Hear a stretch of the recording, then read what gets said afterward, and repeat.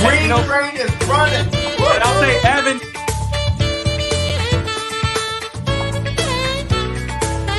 That's good. You scored, but I don't have to. It's a win. Miami Dolphins, Miami Dolphins, Miami Dolphins #1.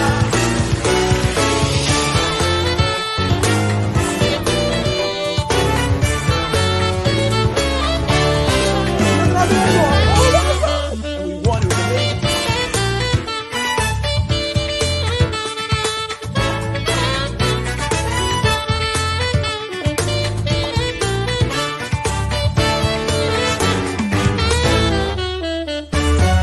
Miami Dolphins, Miami Dolphins, Miami Dolphins #1.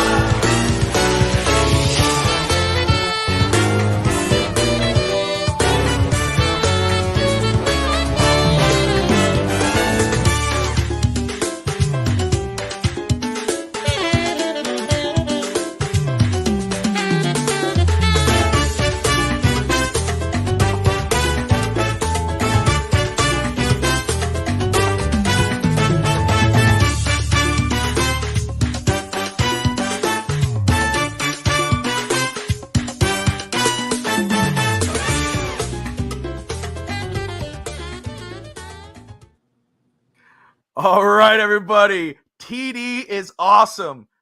Fish Tank Hank, maybe. Welcome to Fins Talk Today. What is I'm your- that? That's one of your quotes. No, it's not one of my quotes. That's why it says Fish Tank Hank, maybe. No. I know no. you love TD. Love TD. I hate TD. What You know, happened? What's up with you and TD? It's real simple. Yes, it's sir. real simple.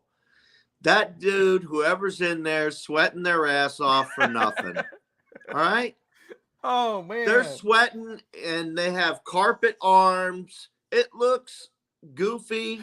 The head is goofy as all get out. Looks like he's got a fish eyeball, a dead fish eye. You know, put somebody in something like an Aquaman suit. Oh, man. Aquaman. Oh, God. You're not listening yet. Put somebody in with like an Aquaman suit, except Dolphins colors.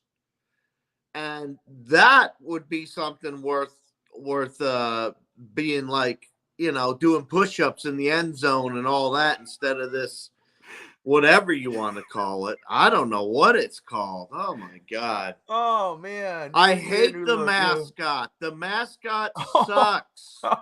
So I saw those tweets yesterday, and I'm like, I'm gonna get. Oh, that's crazy. I said I'm gonna have fun with Hank tomorrow. So I made that little thing just to mess with. Yeah, I Hank. know you did. Let's get started, I know brother. You did. You're pulling an Evan on me.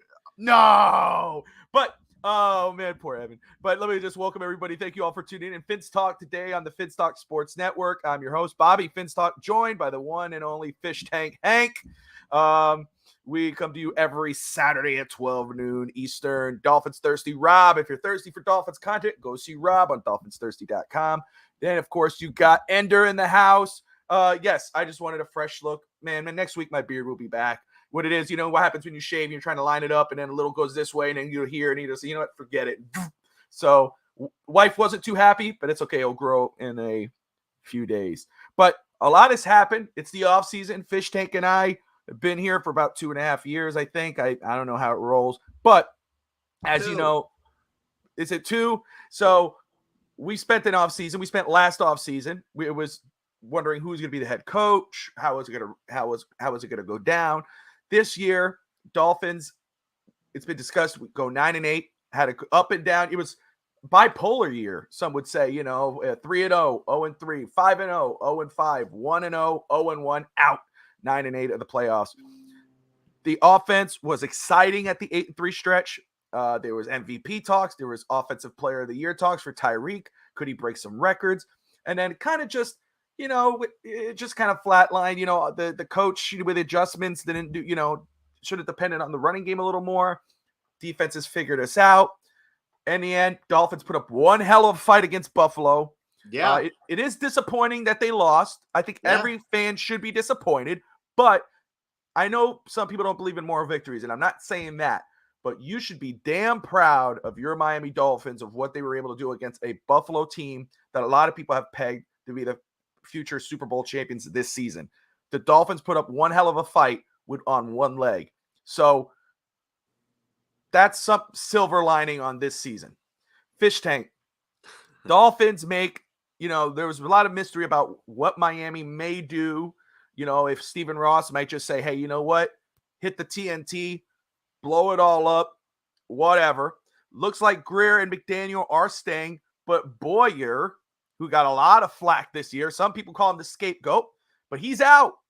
He is out. So, a lot of people are throwing defensive coordinators' names out there. Vic Fangio is the main one. Everybody right away, they're doing their little what do you call that? Photoshops of Fangio with his Dolphins gear, and they're going nuts. I love your tweet yesterday, and everybody, if you're not following him yet, go follow Fish Tank Hank on Fins to Win, because you came out and you said, hey, Fangio, but there's other guys out there. Let the Dolphins do their due diligence. Basically, I'm paraphrasing. I don't have the exact tweet, but basically you're saying, and you correct me if I'm wrong, let's do our due diligence. Let's not rush into anything and make the best decision for this football team. So is that where you stand on this?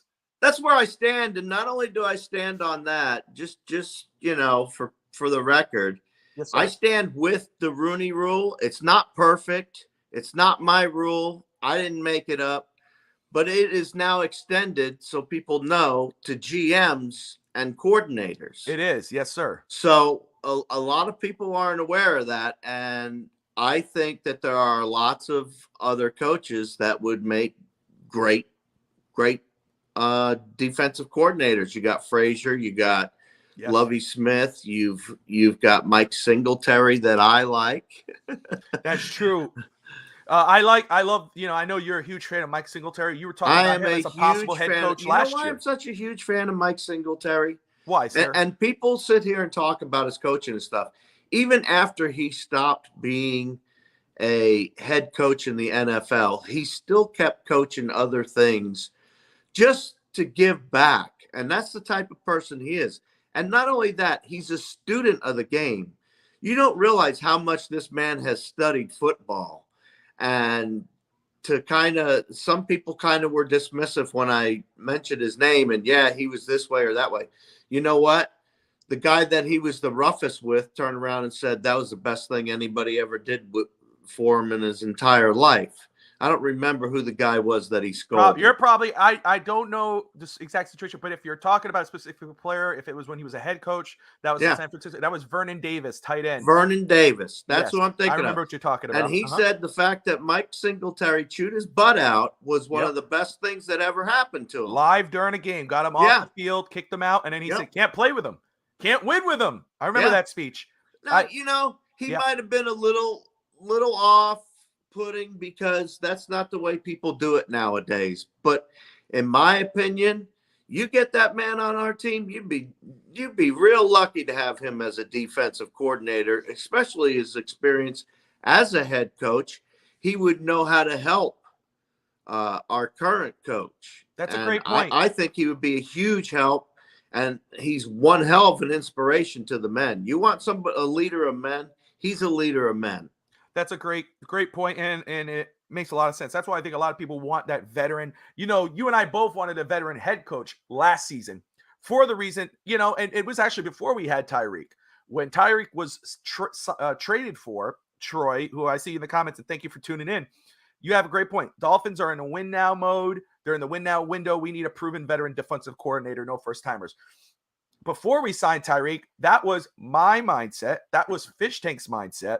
We need a veteran head coach because the Dolphins had done. Now the Dolphins hired Mike McDaniel, and he had his ups and downs. He's a rookie coach, but he's staying. So no point to talk about it. But defensive coordinator, I think you need, Vic Fangio, a very sexy choice. Mike Singletary would be an awesome choice.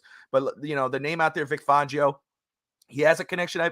He was actually linked to Mike McDaniel last season when McDaniel was hiring the staff, but it looks like McDaniel said, let me just work on the offense. Let me get my offensive staff together, which is huge news this season that Darrell Bevell have said he's not going to be an OC. He's sticking with the Dolphins as their quarterback coach. That's huge for Miami. So offensive staff stays intact. Now it's time to work on your defensive staff. Pat Surtain has gone to FSU. They fired the linebackers coach. They fired a safeties coach. I believe it's a safeties coach. And obviously Josh Boyer. So Hank, Vic Fangio, obvious choice, but also what people have to realize, I understand. What's up, Adam, Steve, Evan?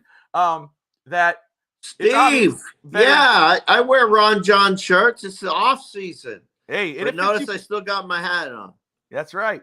But I just want to say is that, yes, a veteran defensive coordinator makes a lot of sense. But what also makes a lot of sense is a coach who will get along with your head coach. A coach, and trust me, I love veteran coaches, and I got some on my list here, and I don't have them all.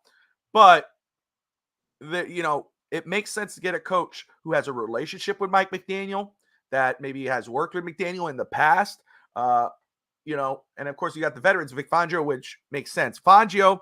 So the three names I have here, Hank, and there's other ones. I don't have the guy Maynard, who currently, I believe he's the safeties coach for the Jets. He was on the same staff with Mike McDaniel. He's up for defensive coordinator positions in the league right now. He worked with McDaniel in Atlanta on the Dan Quinn staff with Kyle Shanahan. So that's an obvious connection, a name that's not talked about that I saw, but he would be a rookie D coordinator. I know fans aren't excited about rookie D coordinators, but The relationship is there. That makes sense to me. Vic Fangio, obviously. Another name is he's up for head coaching interviews right now. He was the defensive coordinator for the Denver Broncos this season. Egio Avero, I'm butchering the name, I'm sure, Fish Tank, but hey, I'm good at doing that. I can screw anybody's name. Bob, Boo. That's But okay, but my thing, I think a lot of people aren't looking at that guy, and hey, maybe he gets a head coaching spot. Actually, he's a passing game coordinator. He's done a lot of things, so of course he's up for head coaching possibilities. Yeah, but if he says, you know what, he was actually going to be the interim head coach for Denver when they fired Hackett. But he said, no, I'm not interested in that. I want to stay D coordinator. And he had the 7th ranked best defense this season. Fangio, in his years as the defensive coordinator for the Bears, he had the 14th. He was there from 2015 to 2019. He had the 14th best defense in 15, the 15th best defense in 16, 10th, 3rd, 8th. So those are pretty good. He's gotten better through the years as coordinator of the Bears. So he's had success. Avero from the Broncos, 7th best defense. Another name to look out for, and I love Lovie Smith. I mean, I would be absolutely down with Lovie Smith. I've seen that name. I know Hank's brought it up. Mike Pettine is another one. Mike Pettine, former Browns head coach. He's been the defensive coordinator for the Bills, the Jets, and the Packers. He had the 11th best defense with the Bills, the 8th best defense with the Jets, and then the 18th best defense with the Packers. But he's also had a relationship with Mike McDaniel, served with him on staff. So those are some names that I think people are, or not Fangio, but overlooking. Wade Phillips, love Wade Phillips. But look, guys, I know we're talking about get a veteran coach, but let's not get a guy who, is on support, and God bless him, let's be realistic here and with the options that are available. A coach that has worked with McDaniel. Rob brought up a great one now. Aaron White Cotton, defensive line coach of the Jets. He's also worked with McDaniel and also could be a rookie defensive coordinator. I know rookie defensive coordinator is not attractive to fans, Fish Tank, but when you got to get somebody who has chemistry with our head coach, so it should not be overlooked. Any response or to what the names I brought up? I like Aaron White Cotton. Yeah. Because anybody that's been working with the Jets defense, they got a line on. They got a. That's why I didn't look. I didn't see Aaron White Cotton when I was doing my research on coaches that's worked with McDaniel. So I appreciate Rob of DolphinsThirsty.com to bring up that name. That guy, Mikhail Maynard, I believe, the safeties coach. I still want, if we can get it, I still want a previous head coach. That's what we need to get us. I think if we have a previous head coach in there, with experience, that will get us where we need to go in the direction toward the Super Bowl. Yeah. I agree with you. I'm totally down. If they were to go out tomorrow, we wake up Fish Tank or Monday morning, turn on your phone, turn on your computer, and it says Dolphins hire Vic Fangio, I'm going to be absolutely down with that. Another guy that fits that, what I brought up, is Mike Pettine, former head coach, successful defensive coordinator. Chris Richard from the Dallas Cowboys. Yeah, he was actually up for the head coaching position for the Dolphins back when they hired Brian Flores. I like that guy. I'm a huge fan of him. So, Rob, that's a good one. Let's see here. DC needs to wear a timed watch to tell time. I know. Fish Tank jumped out. Fish Tank, you still there? Yeah. Okay, Fish Tank stepped away. That's what happened. All right. But so that's all good. That's all good. I just want to make sure I didn't lose you, boss. All right. I was just, messing around with this green stuff, and I need a drink.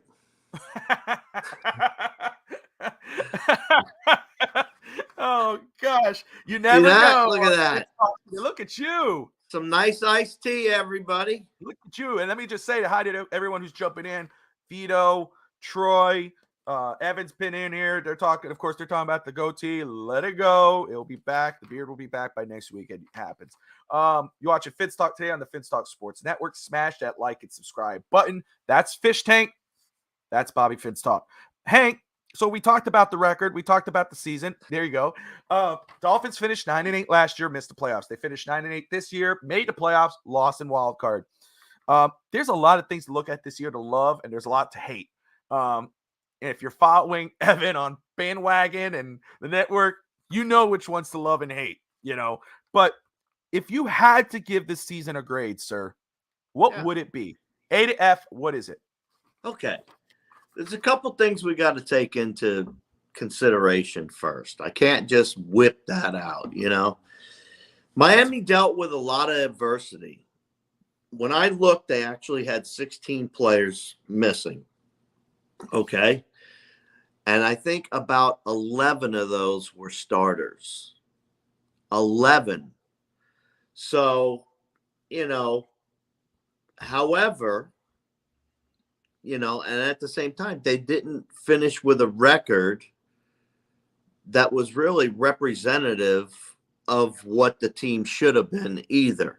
You know what I mean? That's fair. We should have had a much better record, in my opinion. And then we turned around and we lost in the first round of the playoffs. Okay? Those are some things to take into consideration as far as where my personal expectations or thoughts where they should be. I can't say expectations because it doesn't matter what my expectations are of the Miami Dolphins. Nobody gives a crap, really. But my thoughts were that they would have a better record than they did, that they would perform in those areas where they didn't, that they would come together at some point in time as a full unit, and they never did the whole season. They never did. And they came close in one game. But outside of that, they didn't look like a complete team. The head coach was going through his first-year struggles. Skylar Thompson was going through his struggles. But between all that, Miami did do a lot of good things and did make it without a lot of people, like I said earlier. And I'd have to give them a B+ overall, to be honest with you, because they did make it to the playoffs. But I'm disappointed that they didn't make it further, because if they had made it one step further, I'd be giving them an A+ for doing it with all that garbage or baggage or whatever you'd like to say. I think that's fair. Absolutely fair. I'm with you on B. I'm just on the opposite end of that B. I'm an B- for the reasons what you started with. There's a lot of high expectations on this football team. Injuries have to be considered. Rookie head coach has to be considered. The B- is really because the bipolar season, 3-0, 0-3, 5-0, 0-5, et cetera, et cetera. No real adjustments in regards of you see that your offense has been exposed. They're stopping the pass. I mean, there's a few games where Tyreek and Jalen only had 50 some odd yards or 70 yards. They figured you out and you still couldn't continue to run the football, or you refused to run the football. And then clock management, mistakes. And of course, like you said, which we've talked about all year, the All right, Thirsty. I see I was Rob. going to say a B, but I gave him a B plus. That's okay. And I'm not, B minus is Being the homer in me, I had to give him a plus. and I just have to go opposite of Fish Tank. But no. But the other thing is what we've talked about all year, Fish Tank, is they have not played a complete football game. They've gotten close, but they never did it. You never saw It's the great game from weirdest offense. thing. And, it was It very was odd. weird, wasn't it? Very weird. You kept sitting there on the edge of your seat waiting for it to happen, and it would start in some games, and you were like, yeah, here it comes. And boop. Hey, Troy. Troy says, after tanking and rebuilding for 3 seasons, I kind of expected an AFC Championship game appearance. Let's talk, Flores. Flores was 5-11, which was, I believe that was the record. 5-11 in his first year, which he exceeded expectations after the Dolphins traded a bunch of pieces. They went 10-6, 9-8, and then he got fired. That was your rebuilding. That was your growth thing. It got stopped when they fired him. When they hired McDaniel, kind of reset a little bit. Only reason why we expect AFC Championship is when you make moves to go get a Terron Armstead and especially a Tyreek Hill. That's when it was like Chubb. Bradley Chubb. That's when the expectations jumped. They skyrocketed. Listen, us as fans, I had it 10-7. Fish Tank had 13, 3-1, I believe. We're allowed to have high expectations for your football team, no matter what we really think or what's really there. But when the Dolphins made that move for Tyreek Hill, especially Tyreek, that's when the NFL lifted their expectations. Miami still needed time, especially with a rookie coach. If you would have got a veteran coach, woulda, shoulda, coulda, but I'm just saying, this is just a point. I don't care anymore. It's over. But if you would have got a veteran coach like Doug Peterson, then those expectations could have been realistic at the beginning. When you have a rookie coach who has to figure it out on the go, now he has Tyreek Hill. If Tyreek Hill wasn't on this team at the beginning of the year, I think realistic expectations, if they didn't make the playoffs, then it could have been like, hey, what can you do? But because they made that move, and then they were 8-3 because the NFL couldn't stop Tyreek and Jalen Waddle until they said, hey, wait, let's just stop the pass. They're not going to run. They figure out, then you go 0-5. But during that time, you go and get Bradley Chubb and then Jeff Wilson, and your expectations get a little higher. That's what happened. That's what, so realistically, AFC Championship at the 8-3 stretch was fair, but people have to be realistic with the rookie coach. That's what you get when you get a rookie coach. And it's not all on the coach. He did a damn good job in his first year considering. But overall, I give it a B minus. What do you guys, Dolphins 13, Rob says he gives it a B. Hank gives it a B plus. Cat for Life, man, it's always good to see you, brother. Steve Malloy, everyone tuning in. Thank you so much. Like and subscribe if you have it. Fish Tank, Coach McDaniel, we're talking about him. Him and his staff have felt the love and the hate of the fans this season, especially after that wild card game. C plus for Steve. How do you feel about McDaniel's job performance this season? We know we've talked about this a lot, but it's the end of the year now, so it's like the final grade. You don't have to give a grade, but how do you feel about his performance? Do you feel confident that next season he could be a better coach? Absolutely, he can be a better coach. He believes in making others better, and that's why I say if we bring in a previous veteran head coach alongside of him, he will learn some of those ins and outs that he didn't observe or didn't catch or couldn't quantify, however you want to put it, when he wasn't running the ball when he should and things like that, time clock management, et cetera, et cetera, et cetera. We know all the pitfalls. I just, I really want a veteran head coach to come in and be our defensive coordinator. I can't express that enough. And I think that would help him out so much. But at the same time, he stepped it up and he was able to do a lot with this offense.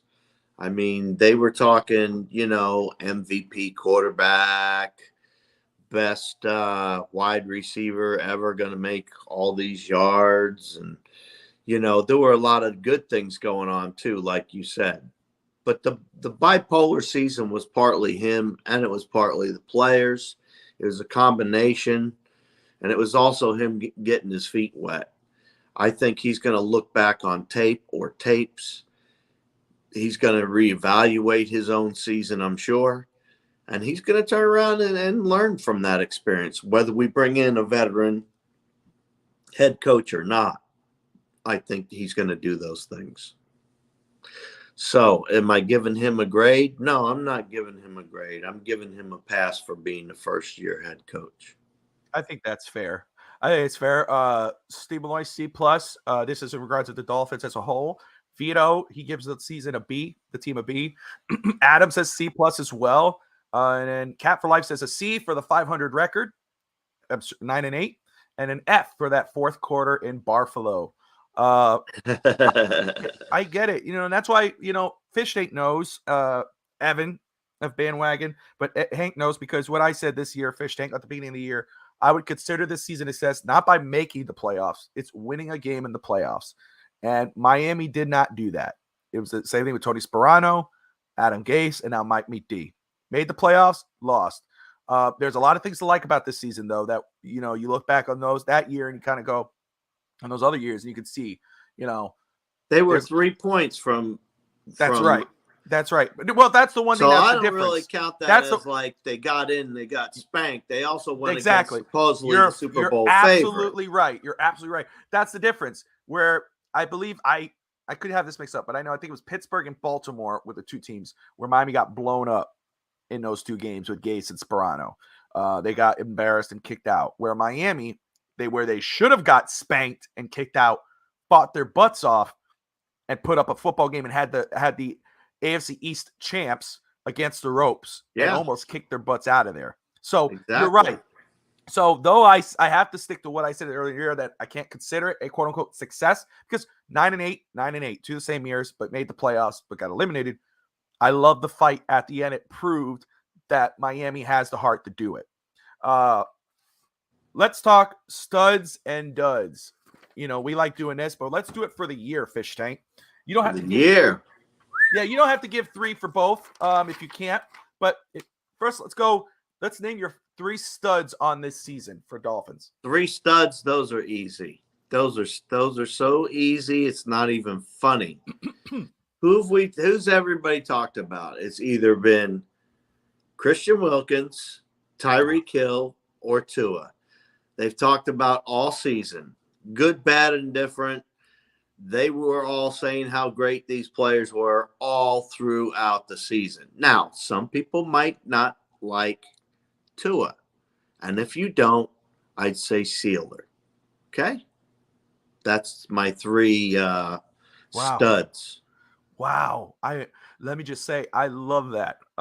First off, I love what Adam said. Kohu should be there. Kohu, really undrafted free agent. Really, he came in. Byron Jones is out. Howard was in and out. Injured. Kohu got burnt up a lot too, though. He did, but he was crispy at the end.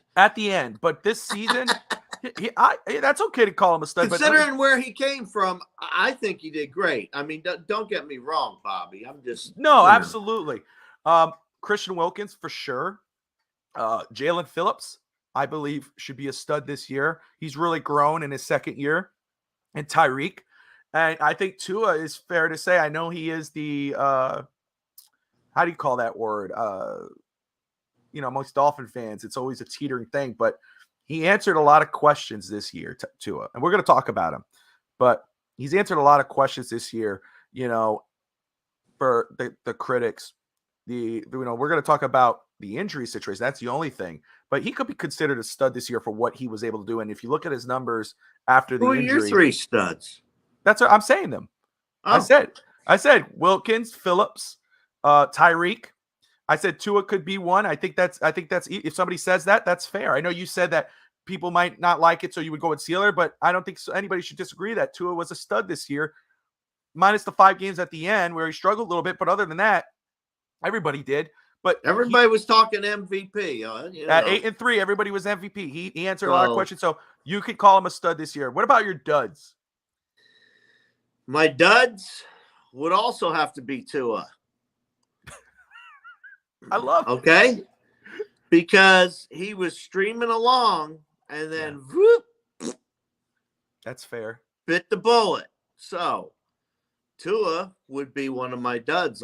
Not only was he my stud the first half of the year, but he was my dud the second half. So he's a dud. Now, the horse in the room, Jones. He Byron was Jones. obviously a dud for Miami. Never made the field the entire season. I don't care if it's injury or what it is. We paid a man an entire season to sit on the bench, millions and millions of dollars, and that hurt us against the cap. So if he's not ready come June, then kick his ass to the curb and bring somebody else in, is my point. The third and final one would have to be Gesicki. He just, he didn't do it right. He didn't get it done. I don't know if they weren't play calling him or he just sucking butt, but he did not get it done at all. And when I saw him go in the game, he wasn't open. He looked slow. He's never getting yak. So it's got to be Gesicki, of course. And those would be my 3. I think those are really good. And the Tua answer made me laugh, not because I thought it was funny, but I thought, damn, that is a great answer as a stud and a dud. I mean, that really explains Tua's year this year. And Hey, it's fair. I'm Gesicki, you hit the nail on the head. Gesicki's one for me. Xavier Howard this year was a dud. The playoff game, he woke up. He had a great game in the playoffs, but other than that, the season's been a dud. Injuries or not. And let's see if I got a third one here. Man, you hit them all, dude. Damn. You know what? I'm just going to roll with you. Chase Edmonds could be a dud. I mean, the running game was a dud, but Gesicki for sure. I mean, I had it earlier in the year, Hank, when we predicted about the numbers. I had it where Gesicki had the most touchdowns for the Dolphins this season, because of Tyreek and Waddle, and he didn't. He wasn't there. He's not hardly on the offense. Hardly showed his face. It's like, where the hell was 88? So it got to be a dud. Evan, yes, is a dud. Bipolar, for sure. Insanity. My studs are Bobby, Hank, Brett, Dave, Steve, Mike, Lewis. Thank you, Evan. Evan, quit kissing up. Yeah, Dang it. Always kissing up to him. not kissing up. He's being nice. He said to you too. Calls you his dad, bro. Bradley Chubb is a dud. He came here at the half point. I think people this is the problem. I think with Miami fans, maybe all fans, but let's stick with Miami, is that we don't let people play out. We go crazy with expectations right away. We get somebody and right away go, oh, look, like Channing Tindall, for instance. We didn't have a first or a second round pick. We had a third round pick last year. And we drafted Channing Tindall with that first pick. And everybody all year was asking, where's Tindall? Where is he? Where's Easy E, who was drafted in the 4th round? Guys, that's a 3rd and 4th round pick. That was my questions. Well, the problem is, my thing is, they were on special teams. It's a comment, never saw the field until the end. But with Tindall, he saw the field. He was just on special teams, where a 3rd round linebacker more than likely will be, unless you hit a home run. They weren't a 1st round pick. We put such high expectations on players and coaches before they do a damn thing. So Chubb. Cedric Wilson, Adam, that's a good one too. Wilson's, that's a great one. He had a lot of lows. Eichenberg, dud. Jackson, dud. Austin Jackson, dud. Yep. So there you go. Those are great answers. But yeah, guys, my thing is something like Bradley Chubb, what he was able to do for Jalen Phillips. I know everybody was like, oh, we got a sack machine. We got this, we got that. You got to let him get used to the system. Now they're going to have a new system. He's brand new. He came in at the halfway point. He did help Miami's defense with the growth of Jalen Phillips. Hopefully he has a better year next year. But let's give it time in regards of having a player come in. Let's not draft a player or sign a coach and go Super Bowl. No, let's let them grow. Let's, it's okay to have expectations, but don't put it on a pedestal. And so then at the end of the year, you're calling them a bust. Yes, sir. Before we pick anybody up, before we get a new defensive coordinator, before any of that comes in, Miami is going to be winning in the playoffs next year, okay? I don't care who they bring in and who they don't bring in. The Miami Dolphins are going to be competitive for the Super Bowl in 2023. Lock it in today, because I know how you like to take my words and throw them in my face. So lock it in today. So at the end of the year, at the end of 2023, we're going to have this discussion again. And I'm going to say, hey, I told you before we hire anybody. And I'm just going by the talent we have on the team and the current coaching staff we have available. And that also includes the GM. So I'm having faith in all those people that we're going to do it. Well, there you go. There you go.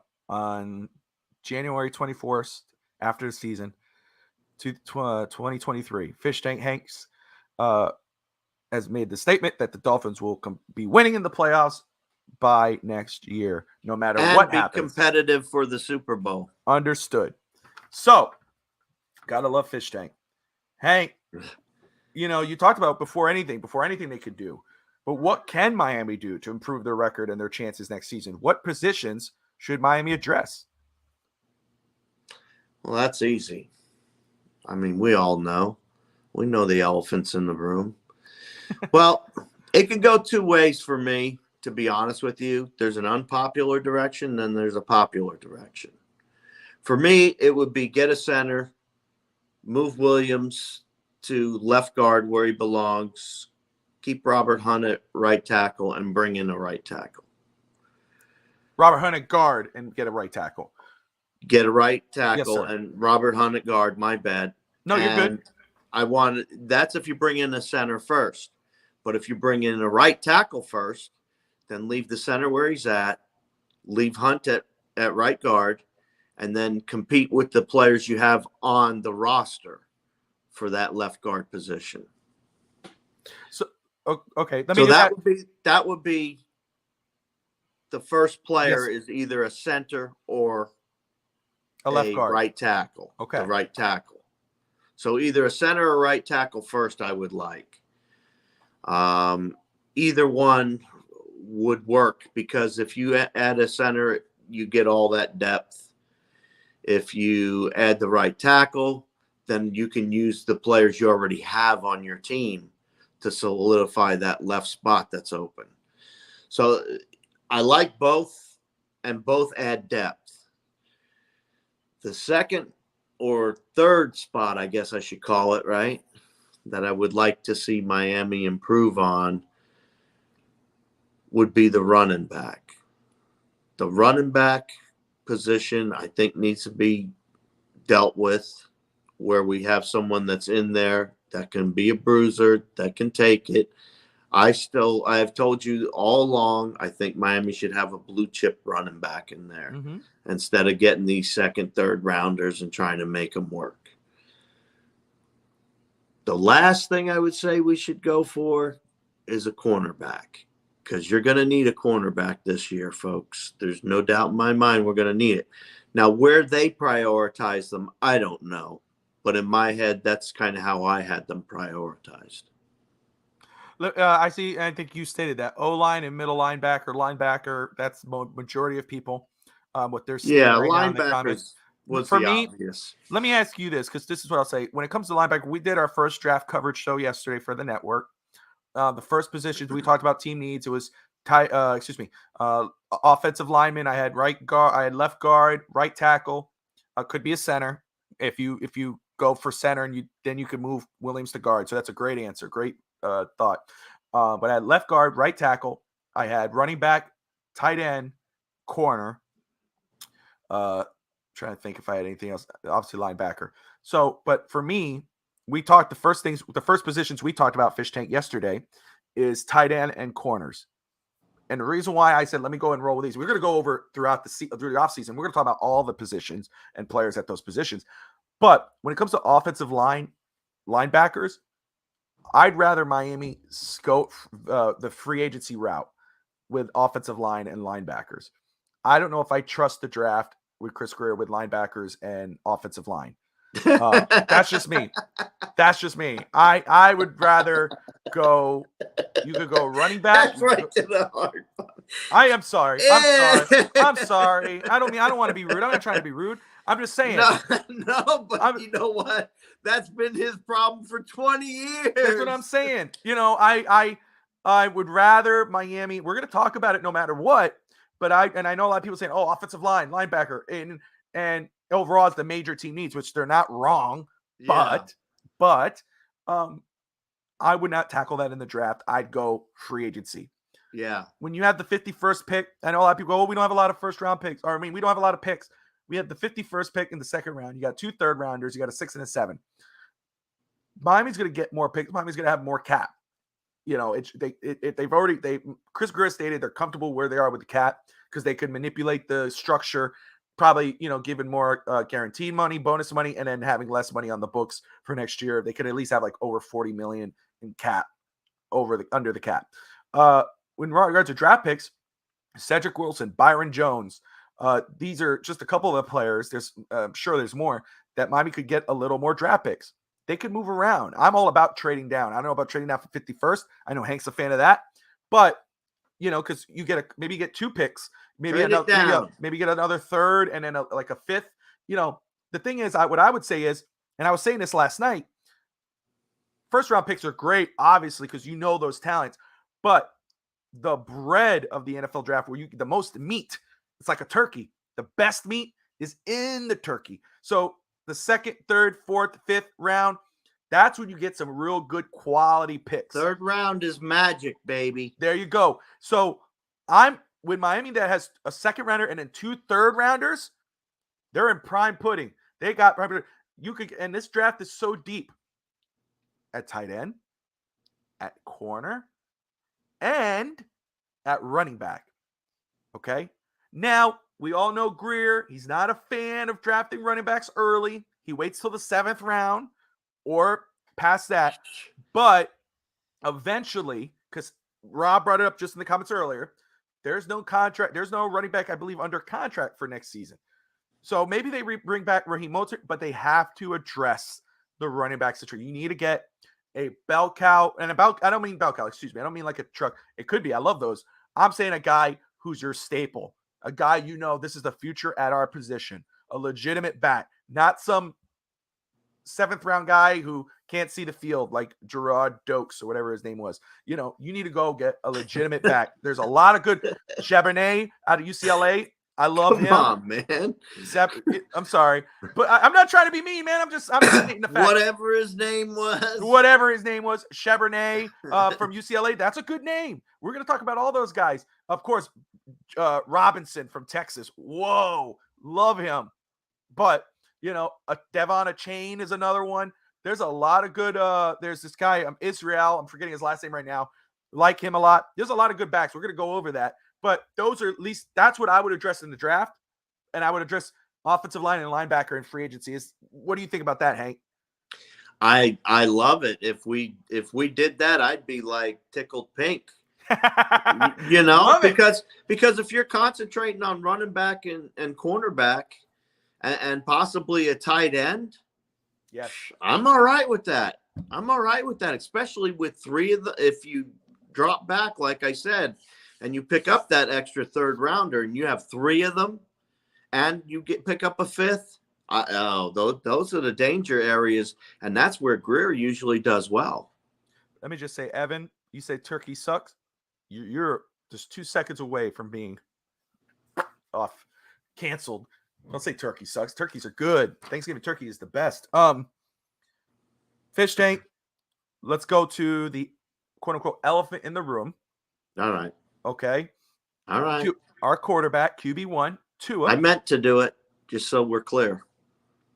meant to do what happened? Oh, never mind. Oh. Oh, oh no. Oh. Oh my. We are on a roll here on Fins Talk today. Let me just say, Tua is expected to be the starter next year. Yes. ESPN came out right before the wild card game, said that the Tua is expected, quote unquote, to be the starter next season for the Dolphins. GM Chris Greer stated in his press conference with Mike McDaniel that Tua is our starting quarterback. I don't know if I could say that any more clearly. Yeah. Are you, sir, comfortable with Tua being the unquestioned starter going into next season with the questions surrounding his health? Or would you rather them explore the market? That's easy. You always look for something better to better your team. And Skylar's probably not the best number 2. So you'll probably want to get somebody in here. I mean, that's... Yeah, I'm with you. If you ask me personally, I wouldn't care. I'd go with what you have. But well, listen, Skylar, yes, and again, I know people want to hammer on him. You know, I know they want to hammer on him, but he'll get another full off season. He'll get another full off season. And guess what? He played well enough to win you a game to get you into the playoffs, and he played well enough to keep you in a game in the wild card against the Buffalo Bills. He hasn't been Brock Purdy, and I know he'll be compared to Brock Purdy of the San Francisco 49ers, but he's done well enough to be in the conversation for QB2 if Miami doesn't go and get somebody. There's plenty of names on the market. And listen, like I told Hank, me and Hank discussed this last year, and it's funny how everything keeps revolving, and you got to go back to what we talked about last year. But teams are famous for to say, hey, this guy is my quote unquote starter or my quarterback because he's on the roster. He's my guy. That's what he is until an opportunity presents itself. I don't think the Dolphins are lying. I think Tua has earned the right without question to be the starting quarterback for Miami. He's shown that he could be a successful starting quarterback in the NFL. The problem is that with the injury concerns, and it's not just concussion. I know people are talking about concussion prone or whatever. Yeah, look, Bobby, let's address that elephant in the room, shall we? Sir. Look, man, independent doctors looked at the concussion part with Tua, and they said clearly that there is nowhere near enough evidence for him to be retiring or anything like that. Give the kid some time. Let him not get his butt beat in the backfield, and maybe we'll be able to throw some flags sometimes. Things like that. Because if he was getting beat up all this time and no flags were thrown, then somebody's messing up, aren't they? Yeah. So that's what I was going to bring up. That Chris Greer stated it. Independent doctors, as you have said, I saw that report yesterday that he is not prone to concussions. He doesn't have to consider retirement. What he can be accused, I guess, of being prone to is injuries. Every year since I think the last year of high school, I think it's high school or first year of college, he's been injured, whatever that may be, and that sucks. Last year he played. This season he only played 13 games in an 18-game season. Last year he only played 13 games in an 18-game season. Yeah. I don't know the first year or the year before that, but that sucks in regards of just with your starter, because we've seen what he can do when everything is working.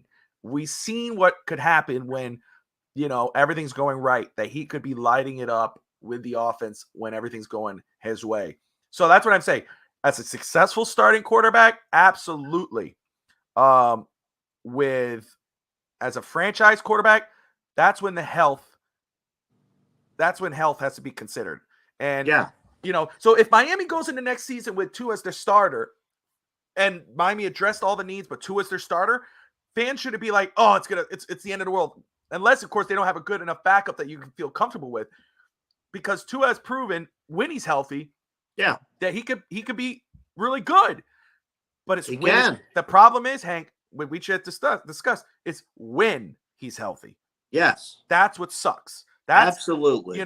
so that's why I think Miami should do their due diligence, see what's out there, do your thing.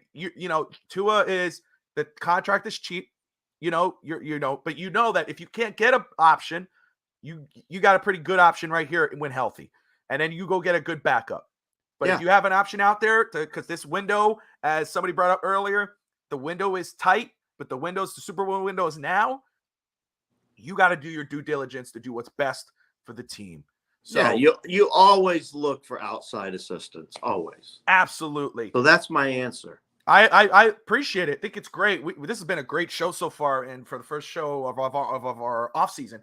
But again, right now, what all Dolphin fans are looking at, Fish Tank, is our defensive coordinator position. What is Miami going to do? Is it Vic Yep. Fangio? Is it Mike Patine? Is it Avero from the Broncos? Is it Mike Singletary? Is it Singletary? Hey, we're gonna find out. So let me thank everybody for tuning in. We appreciate you watching Fins Talk today on the Fins Talk Sports Network. That's Fish Tank Hank at Fins to Win on Twitter. I'm Bobby Fins Talk. Don't forget, Monday, you got the Beer and Sports podcast with Wingate and Josh Kimmel at 8:15. You got Real Talk Fins Talk with Dolphins Thirsty Rob and Steve Malloy. That's at 7:30, followed by the most positive show on Dolphins YouTube. Supposed to be the Fins Gotta bandwagon. talk to the host about that. Oh my. You got Fish Tank Hank, the one and only, with Evan Posner, 8 p.m. on Tuesdays. Wednesdays, you like basketball, check out Fast Break on 8 p.m. on the channel with Alex, Justin, and Miami Clutch.